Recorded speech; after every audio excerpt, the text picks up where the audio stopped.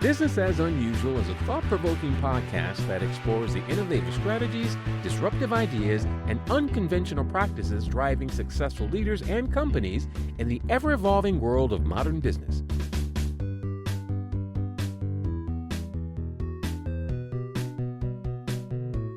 Subscribe, comment, and share for weekly inspiration with our host, Aisala. Welcome to Business as Unusual. This is Aisala, and I'm here today with Rena DeLevie, a consultant who specializes in compassionate leadership. Welcome to the show, Rena. Thank you. Thank you so much for having me here.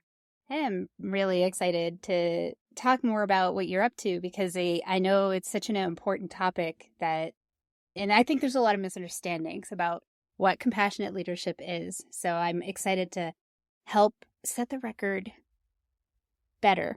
I don't like to say straight. And demystify. Demystify.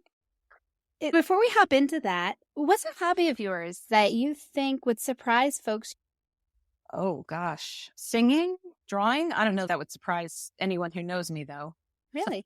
You sing? Yeah. That's wonderful. Yeah, I took many years of singing lessons before I had my child, and then that's on the back burner for now. But yeah, I love singing. Hey. Yeah. Well, will you tell folks a little bit about what your business is? Sure. Yeah. I've been teaching compassionate leadership for 17 years after about 18 years working in corporate. And compassionate leadership, I understand it's a very common phrase now, but when I started doing it 17 years ago, people thought I was wackadoodly-doo. And I was like, I'm okay with that because I'm here to change the world, make it better. And I believe compassion is the path. I could talk endlessly. So I'm going to allow you to ask some questions. So there's some structure to the interview. However you want to show up is going to be delightful. And I do want to know more. This is Business as Unusual. And so what do you feel is unusual about what you do? I feel like there's a lot there. I am and have always been 50-50 right brain, left brain.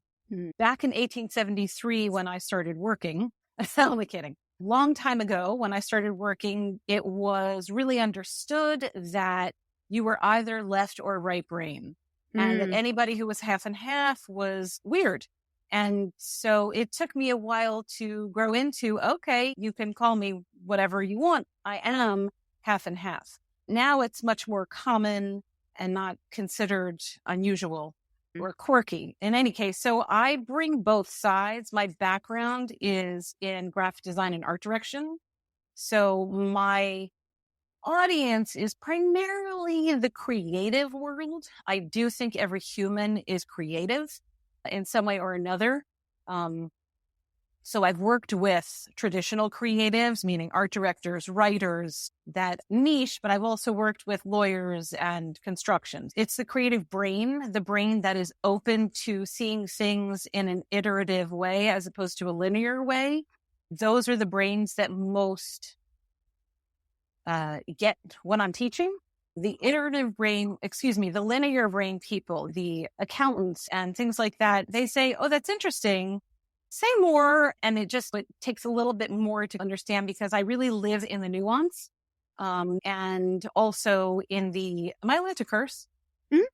In the no bullshit, let's get to it. Right. So I will straddle both here's the spreadsheet, because God, I love a spreadsheet. And also when you're trying to communicate that abstract concept, how can that be communicated in such a way that everyone will understand? So I'm comfortable in both the spreadsheet and the abstract is what I'm trying to say. And so when I'm teaching using compassion as a business tool, the key phrase that I use is compassion and accountability in equal measure, because most left brain people, the more linear thinking, they're like, compassion? That's ridiculous. That doesn't belong in the workplace. It's all about accountability. Whereas the right brain people, the more creative, iterative brain people are like, don't hold me back. Don't give me boundaries. Just let me feel it and do it. Right. And we need both in the business world. We need both in the parenting world and the friendship, the whole world. But we're talking about business here. We need both in the business world, whether you work in marketing or you work in a bank. Yeah. And that's what I teach, specifically related to how we connect and communicate with each other. You said that you were in the corporate world and then moved into this, and I'm assuming there's like a story around that, or you're sharing a little bit about what is it that set the stage for this to be something that you saw? What story or experience can you share that helps people to get into how that awareness came together, whether it was like a moment or some series of experiences that led to that? Yeah, so that's a great entree. Thank you very much. I'm also quite woo-woo, meaning I like the ephemeral. I like knowing and feeling that I am part of it all. I actually hug trees, and I also, like I said before, love doing spreadsheets. So I live in the material and the spiritual at the same time. And so I bring that to everything I do. The thing is, when I was growing up, I was all spirituality. And it was like, where are you? You got to come back and do your schoolwork. And so I tried to twist myself into fitting into the material world. And it was incredibly lonely and frustrating. And I just felt lost, which is why I'm an artist, because I would just draw. Just leave me alone. I'm going to sit in a corner and draw. And over the years, I went to art school. I was a graphic designer. I was an art director in advertising. And then at a certain point, I was asked to start managing.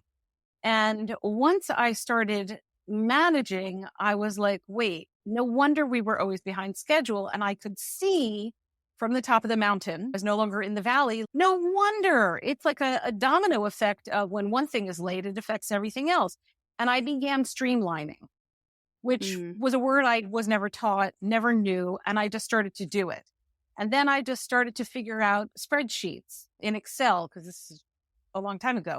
And so I just meandered my way into operational efficiency from this 50-50 brain. And to your question, it was over time that I started to come into who I am and stop hiding these other parts of me, specifically right around, I would say 35, 36 years old, where I just said, I am tired of hiding who I am. I am tired of masking my sensitivity, all language I didn't know at the time. And I'm tired of masking my spirituality. And I'm also really tired of being an asshole, because I was taught to be a fear-based manager, because those were the only models we had. And so I was really effective at it, because remember, I was masking and trying to fit in and trying to rise up the ladder, because that's what I was told I needed to do, right? I was also told I needed to marry a Jewish guy and move to the sun, like all things I've never done, right? And because I've just followed my own path. And when I had that realization, I thought, you know what? There's this thing called meditation and mindfulness. Maybe I'll check it out. And so I started to dabble in meditation, and then 9/11 happened. And I lived and worked in Manhattan at that time. And I am a New Yorker, like that. My whole childhood was, when can I get to New York City and live there? And it was, of course, devastating and very centering. And I decided, you know what, that's it. If I never rise up the corporate ladder again, if I never make it to VP or EVP or blah, blah, blah, because I'm going to let my whole spiritual, sensitive self show up in the workplace, so be it. It all came down to, who do I want to be in this world? Right. And how am I going to live that in every aspect of my life? And so that was a seminal moment where I started to write down, that asshole management style didn't work. What would feel better? You know, it's showing up as my natural empathic self. And so I started to work with that. I also, shortly thereafter, found a new therapist who wasn't shaming, because I had a therapist who was incredibly shaming. We draw to us what is familiar. And so I found this new therapist who is all about compassion and Buddhism and mindfulness. So I was like, what? And so she really helped me learn to like myself. And that is the greatest turning point. That right there is it. Gotcha. And You once stopped. I started to like myself, I began to fully show up as me in my whole life because I didn't have anything to hide anymore. I didn't have to prove anything. I didn't have to hide anything. I could just be. Yeah. And that level of contentment, that level of self-connection, self-awareness grows over time. And it's been many years since then, and about 20, 22, something like that years. And it just gets deeper and more delicious by the day, even through the really horrifying, shitty times. And there have been quite a few in my life and since then. And that is really what I teach through teaching how to connect and collaborate and communicate with your colleagues. That's a whole lot of C words. How to do all of that by showing up as you. Yeah. And what I find consistently fascinating is the people I work with, and they're of all genders, all ethnicities, religions, ages, generations, background, just the whole sexuality, the whole spectrum of humanity. Mm-hmm. The consistent thread through all is, oh my God, I really don't like myself yet. No one's ever taught me that language. And whether they use those words or not, that's what comes up with, no, I can't say that. Or can I do that at work? And so that is what is so screamingly scrumptious about the work that I do. Something you're talking about that I find important, it's a little bit of a deviation. So if you're like, no, I don't want to do that. I feel like there's multiple camps around like business development.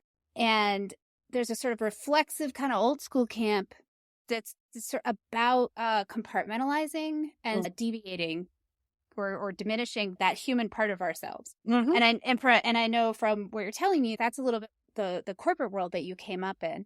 Mm-hmm. And so how did you overcome that?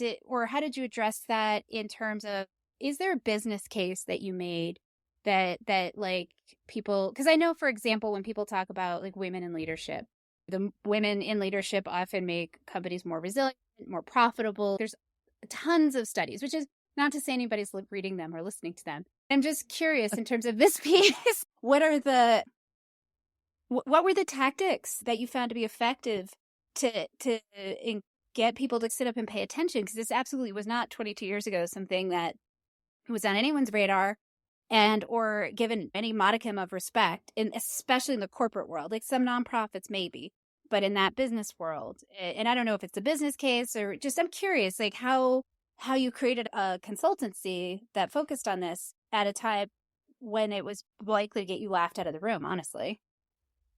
Before the consultancy, I was working at a fashion house where the expectation was that we would work until 10 o'clock minimum every night and put our whole everything into the business. And I did it for 7 years. In the 8th year, I had another great review. This was before I committed myself to compassionate leadership and using compassion and accountability in equal measure. But I was heading in that direction. This is before 9/11. And I sat down with my boss for another great review, which felt wonderful. And I said, listen, I will work late every night but Thursday. And on Thursday, I'm going to leave at 6. And she said, good luck. And every Thursday, I would leave at 6 and get in the elevator, and people would walk by and be like, oh, half a day? Oh, early lunch? And make snide comments. And within a year, I quit. Yeah. Because I was penalized. I was due to be promoted. There was a great opportunity. And they said, no, not my boss. My boss was great, but she was the CMO, the chief marketing officer. The CEO said no. And I said, okay, because I'd already found another job. And I was like, do I take that other job? And so that was clear. And then I went to the new job where there was much more of another fashion house, where it was much more of what we would call a work-life balance compared to today. No, but at that time, yes. And so I didn't ask for permission. I made a commitment to myself. I said, don't ask for permission. Just walk in and show up as you and see what the heck is going to happen. Because as I said, once you learn to who you are, it doesn't mean you say, oh, I'm the most perfect. You say, I am perfect as I am with my flaws. Right. I was like, okay, you know what? I'll find another job. Before that, I was so fear-based and managed with fear and so freaking terrified, nobody will ever hire me. I jumped like a bunny at whatever was asked of me. Once you like yourself, you're like, you know what? I'll figure it out. Of course, with the internet now, it just makes it much easier. And so I didn't ask for permission. I just started showing up in this way. And people responded really well. Who doesn't want to be treated with respect? Who would choose being yelled at? And I yelled. Oh my God, it's so embarrassing when I think about it now. And I've talked to some of those people who were on my team. I'm so sorry I yelled at you. And they're like, Rena, that's what we all had to do at the time. It's all good. I'm sure there's still people out there who dislike me. But in any case, that happened. I didn't ask for permission. I just started showing up in this way. Yeah. And then when I went out on my own, which is 17 years ago, I tried to use the word compassion and nobody would respond. Oh, kumbaya, you're going to make us do a meditation? And so I realized that I had to go under the radar and I would only use numbers and statistics and percentages. And reduce your attrition rate, increase your productivity, expedite your life cycle by percentage and that percentage and save this much. And people would bring me in and love me. And then I would under the radar teach the same thing. And truly, not until the pandemic was I really able to freely and openly say compassion, managing anxiety in the workplace, like yourself as you are. Before that, people were like, oh my God, you're so kumbaya. You're such a hippy dippy, which I am, but I'm also very business. The fallacy to say that they are not intertwined. Right. The compartmentalization of the rational and the artistic and emotional and intuitive is a lie that does not actually speak to our ability to be successful. And at the same time, it's a lie we have to constantly confront. It does. That lie directly benefits white supremacy. Yep. Am I allowed to be that direct? You are allowed to be that. I'm always the one bringing it up, so I was giving it to you. The same way the binary directs white supremacy, all of this fear-based structure is created to keep all of us in fear and distracted so that we can't actually connect and collaborate. Because if we actually did connect and truly collaborate, we'd be like, okay, stop yelling at me. Or in the workplace, or that's an unrealistic deadline. You can't. And so that commitment to what kept the few, most often white men, wealthy at the top, versus that's what our country is fighting, or the whole globe is fighting right now, is white supremacy versus true equity, equality, inclusion, all of that. Connection and community. It's interesting because it's hidden in plain sight. We are raised, I was actually in a training right before this, The Art of Interrupting Racism. And it's one of the things that we were talking about. And I can honestly say that I was trained and absolutely taught to diminish my feelings, but especially my unpleasant ones. And to really suppress that part of myself as a human first, and then as a worker, because that's how you are professional or whatever. And the ways that you hear it all the time. It's like, oh, don't be so emotional or whatnot. And the reality is what you're talking about is that's usually a way to keep us from being connected and in community, which is the antidote to a lot of these things that are causing us so much harm as people and in the planet and as families and all that. So it's right there. It's right in front of us. That's what's happening. And yet it feels revelational when we notice, oh, wait, actually, that's the problem. This thing.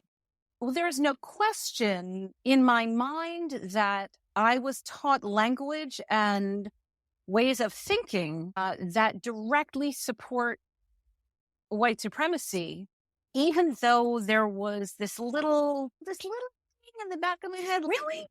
Okay, Yeah. but everybody feels this way, so I must be. In other words, I was gaslit my whole life, right? We all were. To say, no, that's not, what are you talking about? Hold your purse close to your chest when you see a Black man walking towards you. When in reality, that's not at all the case, at all. No. And if we look at the levels of domestic violence in this country and of course, the domestic terrorism, all the shootings, it's all 99% white men, right? And it's just lie after lie, either by omission of information or by outright lie, which means in the workplace, I then walked into the workplace thinking, now I've been promoted to manager. I can't hire that person because they're not white, right? Yep. Basically, not cishet white. But they you won't use have words like professional or right. They're not a good fit. I don't think the culture of the company, I don't think that it would be a good alignment. Yep. And then once I was asked to, in the 90s, I think it was, or early 2000, like maybe the year 2000, Rena, you're running this department. Can you please make a list of all the people on your team? And I had a 100-person team or something, who's white, and default. And I was like, are you kidding me? You want me to make a list of race and gender and sexuality and whatever? And they were like, yeah. And I was like, can I say no?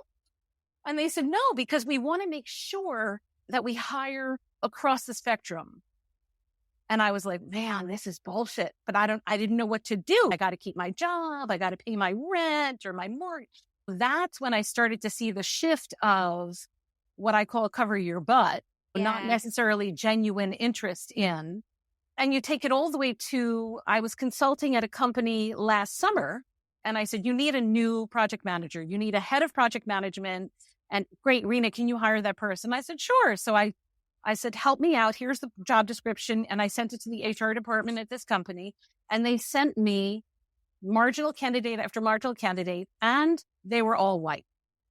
And I was like, seriously, I don't have a problem. It's just they're marginal. Plus, I'd really like to see a broader spectrum of people, because also the company was extremely white. And I felt that it would be beneficial to the company to have different perspectives to actually reach the client base, the audience, right? So the HR department said, this is all we have. This is how we find clients. This is how we find candidates. So I went on LinkedIn and I said, hey, I'm just going to be direct. I'm looking for project managers who are Black, Latina, and I just put it out there. And I got great candidates. And I also got super talented candidates who happened to be white and non-white, which I really hate those two categories. And I ended up hiring somebody who wasn't white. Fantastic. And then in other words, like that cycle of my network is the same because I've been working for 30 something years. And in the beginning, the only people I worked with were white. So my whole network is all white. Breaking that cycle and expanding and widening it to meet other talent. And something that you said that I think is important to highlight is that because whiteness is a default expectation, that's the way that we do, that's the place of belonging. When someone identifies that we've got, for example, theoretically, maybe something like the Supreme Court, where we've had 75 white men on there. Yeah. And so then someone says, we really want to find a Black woman to be a candidate for Supreme Court. And be like, oh, why don't they try to find someone who's qualified?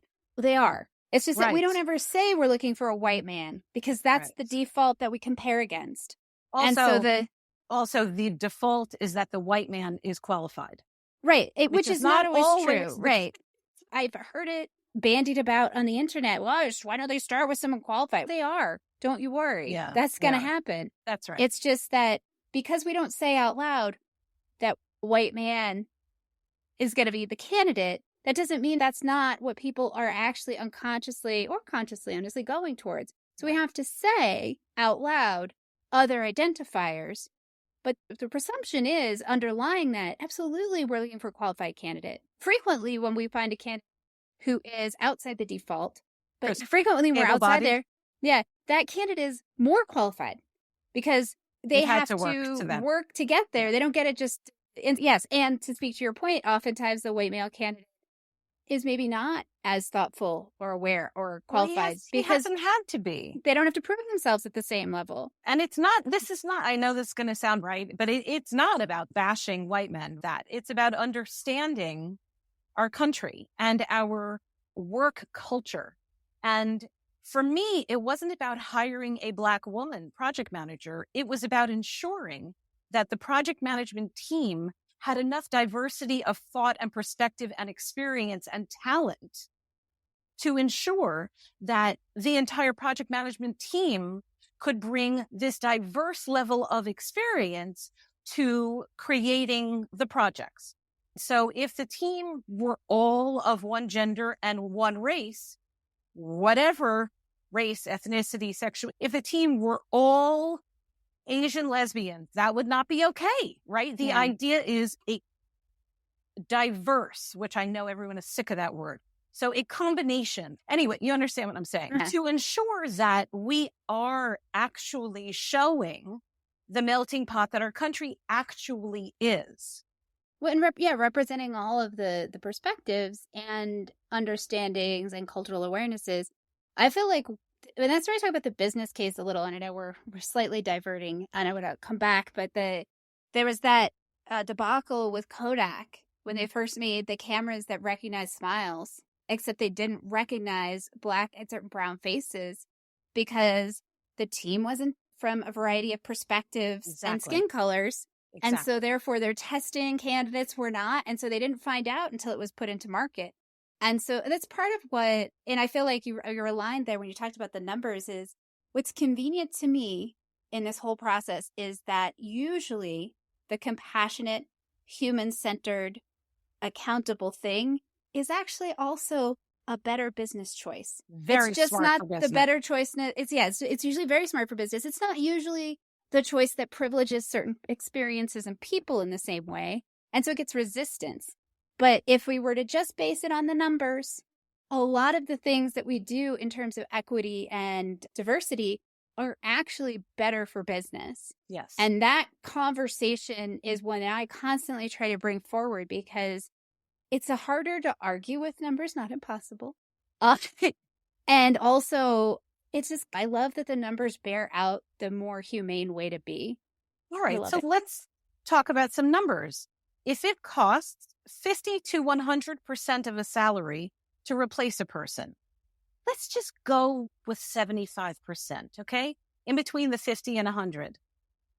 If you have a company that doesn't make space, an emotional, psychological, physical, to some degree, a lot of companies are remote now, but true rising up the ladder, succession planning space for a diverse group of employees, then those othered employees, the ones who feel left out, which are most often the non-white, right, the Black colleagues, the Hispanic colleagues, whatever, they will leave.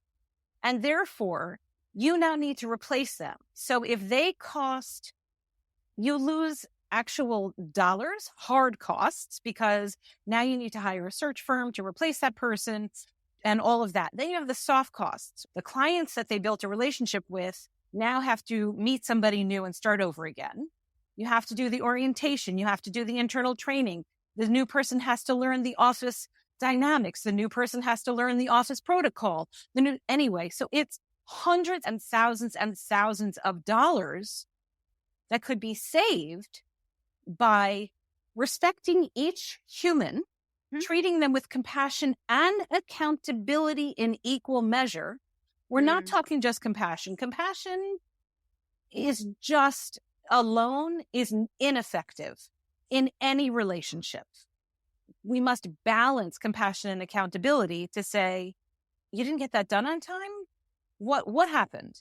As opposed to, you didn't get that done on time? What's happened? What the hell's wrong with you? Which tone of voice, which word choices are going to keep the talent and which tone of voice and word choices are going to make the talent flee, and only the mediocre coasters are going to stay. Yeah. Right? So you're losing the diverse talent and you're losing the top talent when you have that churn and burn, fear-based leadership. And it's expensive, but, and here's where it gets funky, but it's expensive for HR and the middle managers and even the senior managers, but the executive team still gets their bonuses. And that's where they don't care, because they're fine with the churn and burn, because they're still getting their bonuses. You look at Google and Amazon, all of the huge, and they're laying people off, they're cutting their salaries, they're taking away health insurance, but they're fine. Yep. Yeah, no, the CEOs don't have to, it's like Congress, right? They don't follow the same rules that they expect everybody else to. Thank you, dog. Go up there. Go. She wants to be on our show. And yeah. It's the same thing. Congress, they don't live on minimum wage. They have fully funded health care. And yet they will not authorize that for the rest of us. And because why would they? They did for me. I'm a white woman. I got all of that. Right? I could pass. I'm Jewish, but nobody paid attention to that, because you don't walk around saying, hi, I'm a Jew. Did I get funky looks when I said I'm going to be out for Rosh Hashanah and Yom Kippur? But that's when we're having the meeting. And when I was younger, I'd be like, I'm so sorry. I'm so sorry. When I got older, I was like, reschedule. This is my holiday. I'm not going to make you work on Christmas. And there's definitely a hierarchy, which everybody knows. We're not saying that much new here. It's just the awakening out of the trance of just how fear-based the workplace culture is in large corporations. I've worked in international banking and pharma and advertising and fashion and retail. So I've got a broad breadth of exposure to these different huge conglomerate industries. In these smaller organizations, the small business of 20 to 200 people, even there, if it's run by, what I've seen in my experience, if it's run by a woman, it's much more likely to be a compassionate leadership environment. If it's run by a man, it is not. And even in 20 people or 10 people companies, I've seen, like, I just want to bang my head against a wall. I appreciate you pointing that there, once again, those differences in leadership, they have an impact. Differences make a difference. I will say I've worked with some incredible men, including white men, who just get it. They just, and they've been amazing.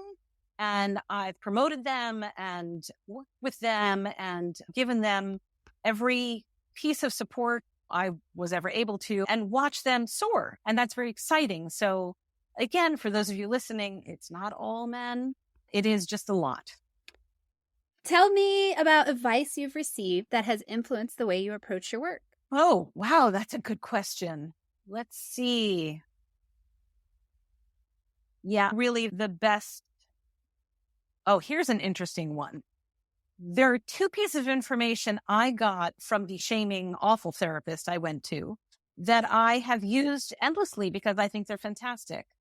I have been still all these years later working on throwing out everything else. But so the two things that she taught me, and talk about fear-based management. As a therapist, she was completely fear-based. But the two good things were no room for interpretation communication, which I love because it just slows down everything. So when somebody would give me a document, I'd be like, okay, I'm missing this piece and this piece. Can you fill that in so that there's no room for interpretation, so that when you send the client the email, the client can less likely interpret it differently, and then we have a problem.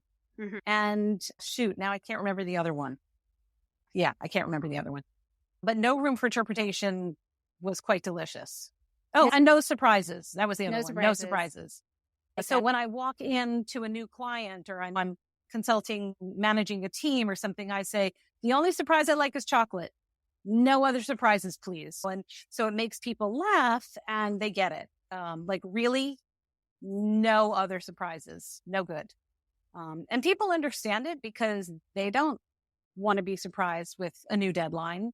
Oh, I'm good. going to add one piece of guidance, which has really changed my life. And I think I've used it wisely in helping my clients. And this is from the good therapist.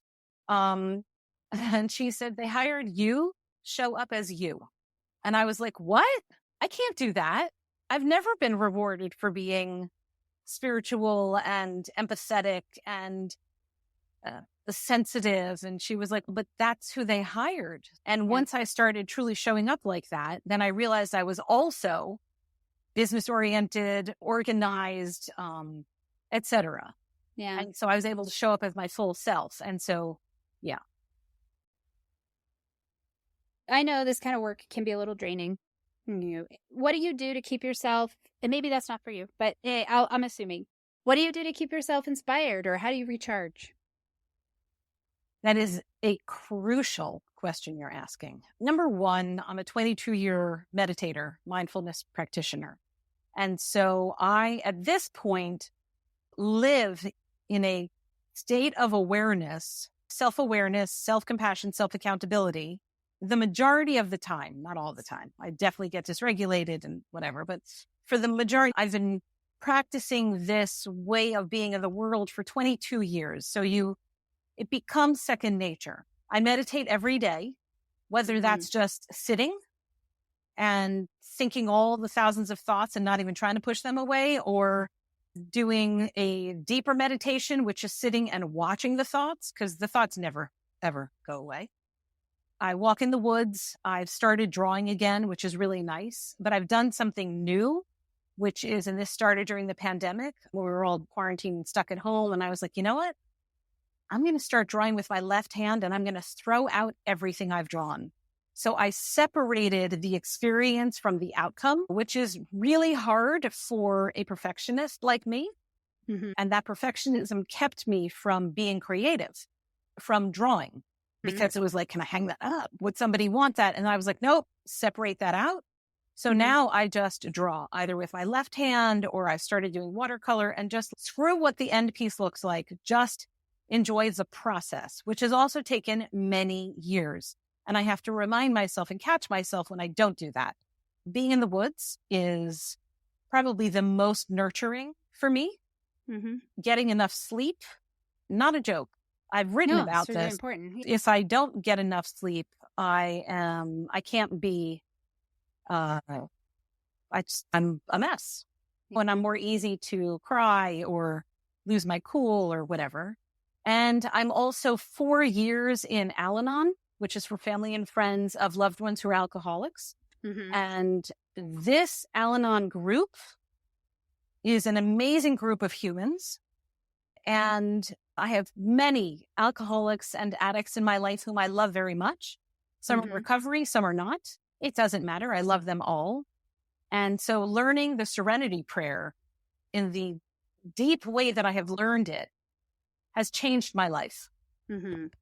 And now I find that in a time of crisis, that I'm sitting there in crisis and suddenly I am basically chanting the serenity prayer.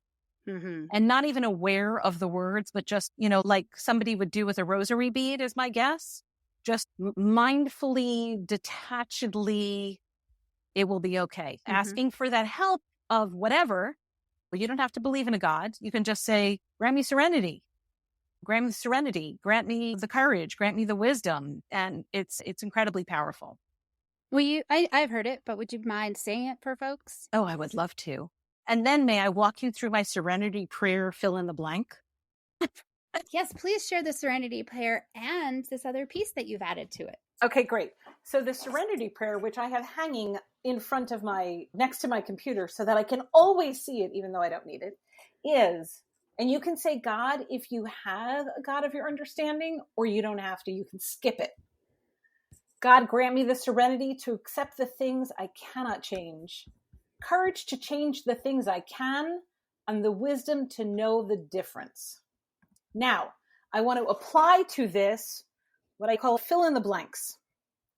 So for me, it would be something like, grant me the serenity to accept the things I cannot change. COVID's back, right? And my sister had it, and my child had it, and now a good friend of mine has it, and it's scary. Courage to change the things I can. Okay, so I can physically wear a mask if I want to. More importantly for me is to change my mindset. Do I want to live in fear? Do I want to go in hiding? How do I want to handle it, right? So it's about my mindset and the wisdom to know the difference. What can I change? What can I not change?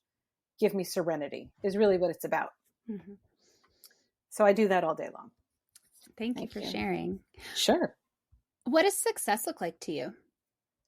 Feeling good about my work, feeling that I'm truly helping people and bringing compassion to the world, helping people feel safe, and having enough money to live a really fun life. That sounds great. Who do you typically work with, or who do you find thrives with your service? The people I typically work with are people who are interested when they hear the word compassion as a business tool. Those people who are interested in learning about that more are the people I want to work with, because that means that they are open-minded.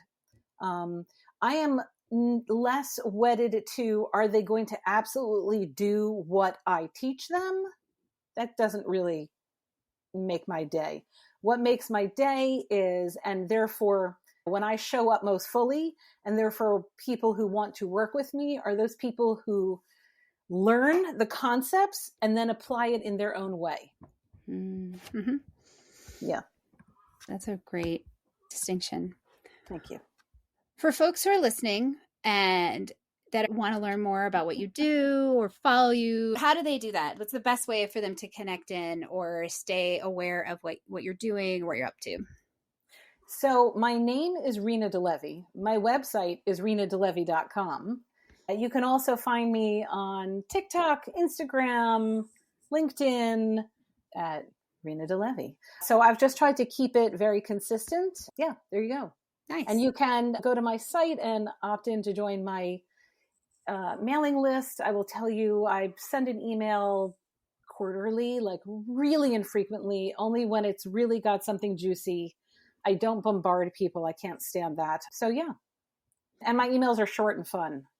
Nice. So, yeah. I'll probably go sign up. Thank you so much for taking the time to talk to me today and to come back. And I look forward to getting to interact with you more on a variety of topics. Me too. Thank you so much, Aisala. I really enjoyed talking with you. And yeah, I love everything you're doing to help make the world a better place. So thank you so much. Thank you. And thanks everybody for listening. Bye-bye. Bye.